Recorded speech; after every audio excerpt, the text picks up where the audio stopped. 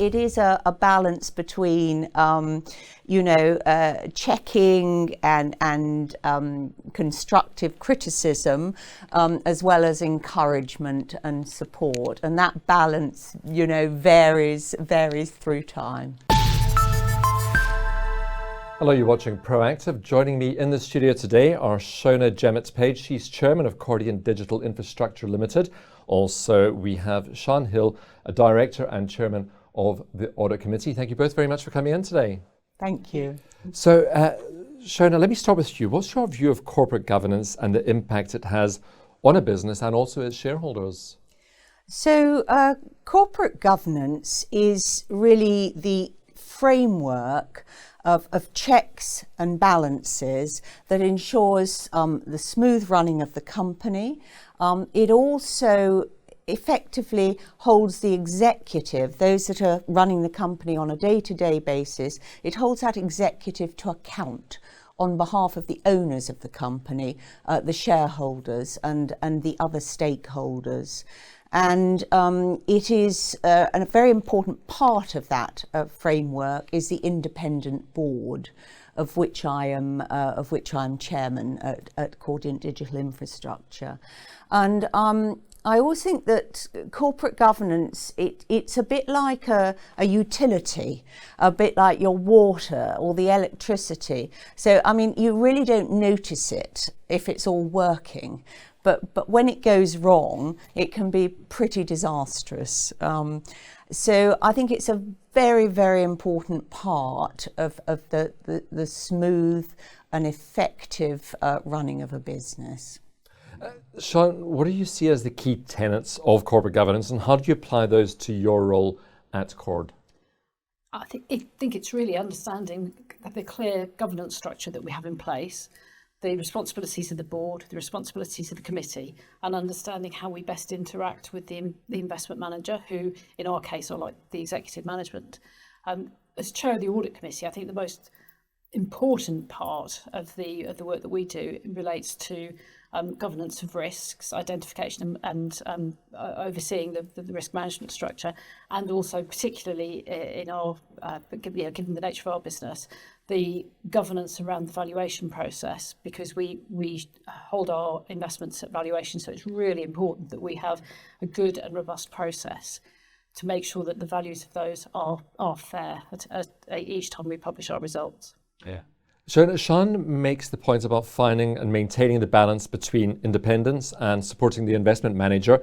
It's a careful tightrope to walk. How do you best achieve that? So it's a really important to achieve independence, and it can be a difficult tightrope to walk. You're absolutely right.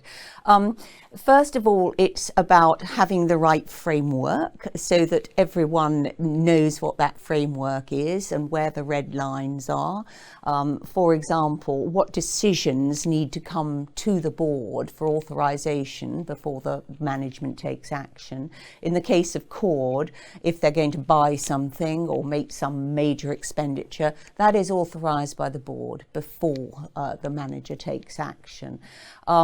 It's about building trust and mutual respect between the independent board and the manager. That is about having the right people on the board with the right experience, who can actually add something to the company. And actually, where you get that relationship right, I think the manager, the executive, they actually welcome having a good board there in order to bounce things off, check things, and it is a balance between checking and constructive criticism, as well as encouragement and support, and that balance varies through time, really. And I suppose particularly important for the audit committee as well, Sean. Yes, I think it's really important to have a good and open relationship with the manager, because we need to be comfortable that information's flowing in the right way. They need to be comfortable that we will be responsive and open to discussion on all of the key points. So it's that relationship is key. But then, as Shona says, being very clear what is the board's responsibility and what the manager can do, and when we need to come together to discuss things. Yeah. And talking about keeping information flowing, Shona, how important is investor communications to the board and corporate governance? Well, the investors in a company are the key stakeholder in the company, and it is the board's job to hold that manager to account on behalf of the shareholders. So communication between the board and the shareholders is really important. So, for example, at Cord, I make a point of offering meetings to all of our largest shareholders once a year, and my door is open to any shareholder who wants to come and talk to me. And those meetings, which usually take place without the manager, means that we can talk very freely about anything to do with the company. Of course, there are a whole range of thoughts that come back from different shareholders. They all have different views on items like capital allocation, and it's the board's job to take all of those views into account and act on behalf of the shareholders as a whole and in the long-term interests of the company. I see you nodding in agreement, Sean. No, absolutely it is, because Shona's right. We do see a range of opinions from our shareholders, but it's very important for the board to take account of those and try to get a balance, but always look to the long term for the long-term sustainability of the company. Well, thank you very much for a very informative discussion. Anything you'd like to add? I just think corporate governance, it's really important, as I said, for the well-being of the company and therefore, for the investors and shareholders.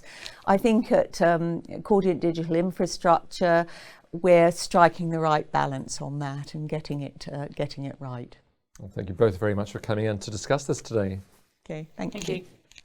That's Shona Jemmett-Page, Chairman of Cordiant Digital Infrastructure Limited, as well as Sean Hill, Chairman of the Audit Committee.